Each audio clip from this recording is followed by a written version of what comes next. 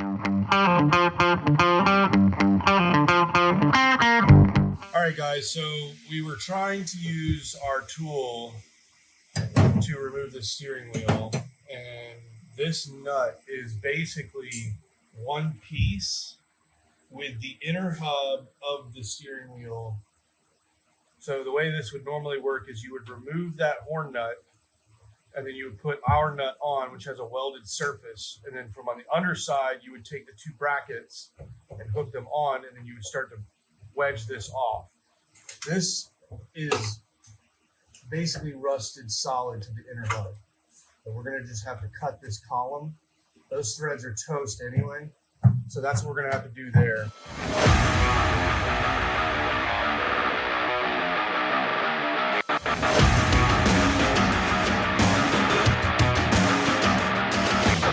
All right, so we've got the tank. We started kind of sweeping everything. We're trying to get to the body bolts. What do we have, Tanner? Got this piece of metal that they had. Okay. So it was just kind of laid in there. That's the actual floor pan of this Jeep. So you can see straight through the floor, and then they've done the same thing inside the tool compartment.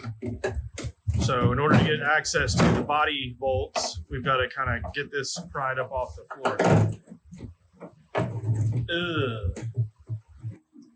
All right, so we've got everything pulled off. We've got all the fenders, the windshield frame, the grill, the hood. We've got all the body mount parts all loose, and so the body is basically just hanging on. We've got everything out of the bed, and now what we're going to do is we've got an engine hoist, which is hooked up back here to the tailgate chains. We're going to lift that up, and then we're going to try to get the three of us to kind of help navigate the front. We cut down the steering wheel, the steering column. That was unsalvageable. So the only thing we have to do is thread the needle for the steering column that's left, and then the shifters, and we should be able to roll this chassis away from the body. All right, guys, we've got the body free. We've got the frame. So everything is out. We've got an engine hoist back here, which is holding on to the rear of the body. And then we threaded the needle here with everything here. We had to, unfortunately, cut this worm shaft. Luckily, we're able to get new ones of those. The nut was basically rusted solid to the center hub of the steering wheel, which we showed you. So this is just kind of sitting right here.